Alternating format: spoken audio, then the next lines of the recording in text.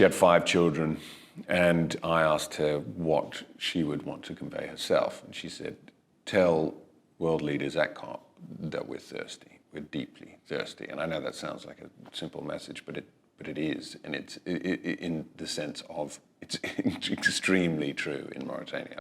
The Sahara Desert, majestic, relentless, and now unforgivingly changing. What happens when the place you call home turns against you? Droughts so severe that they turn land to dust, followed by floods that wash everything away. This is the new reality for thousands in the Sahara. The climate is changing fast, and it is people who have done the least to cause it are suffering the most. You may recognize him from films like Divergent and The Gentleman. British actor Theo James is a Hollywood star, but here he's on a different stage. As a UNHCR Goodwill ambassador, he is come to shine a light on a crisis we can't ignore. Refugees do not contribute to the vast majority of rising global temperatures and carbon emissions, but they are on the front line and of suffering from it as a result of lack of resources, as a result of drought, as a result of forced displacement because of conflict, or as a result of disaster. They need our attention and they need help. Given the right resources, refugees themselves can be incredibly resourceful and resilient.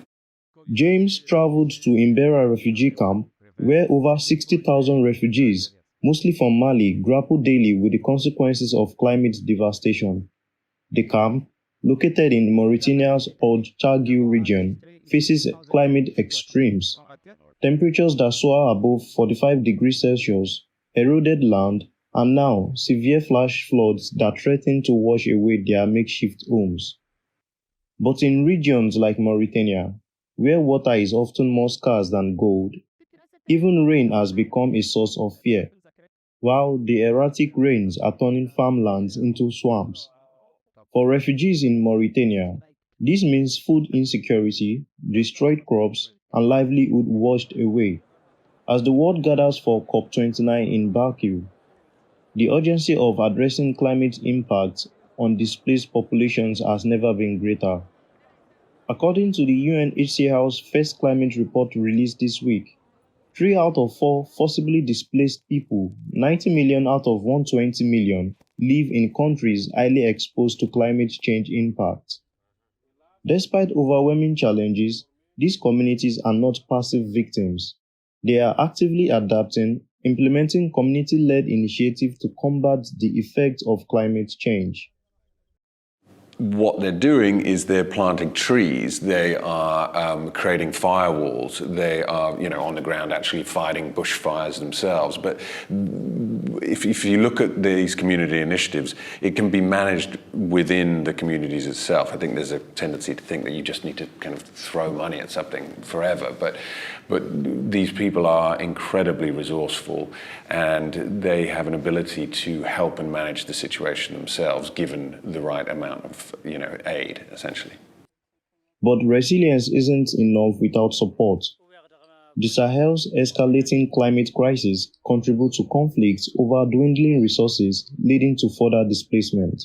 The World Bank warns that climate change could push over 100 billion people into extreme poverty by 2030 if we don't act.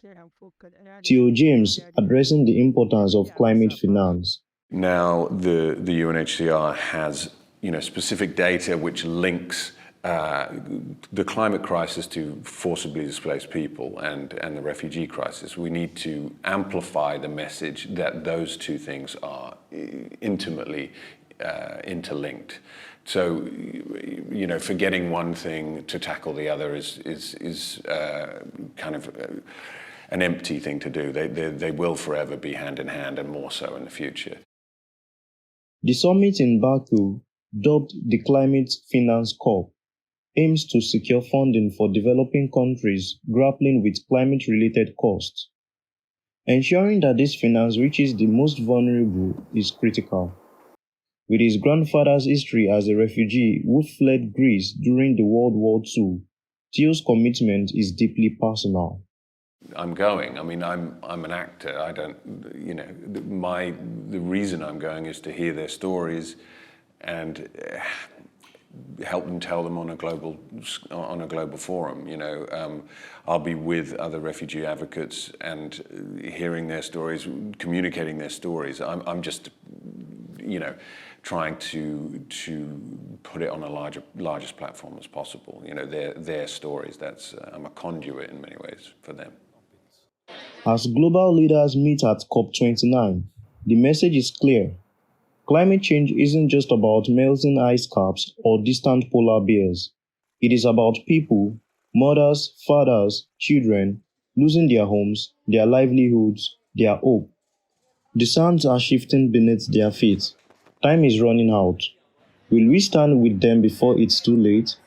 This is Ifeoluwa Daniel, bringing you the human stories behind the headlines.